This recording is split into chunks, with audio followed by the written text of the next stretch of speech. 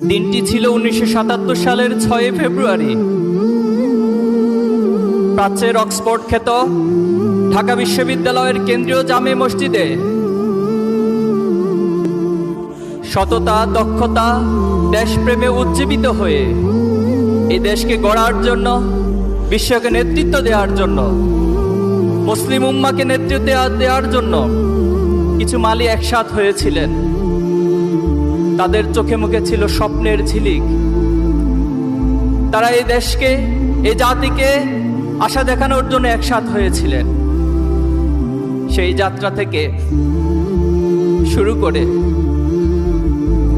যারা ইসলামী আন্দোলনের জন্য আজকের দিনটি পর্যন্ত তাদের প্রচেষ্টা, তাদের ত্যাগ কোরবানি, তাদের লড়াই সংগ্রাম মধ্য দিয়ে আজকের এই দিনে আমরা এসে দাঁড়িয়েছি।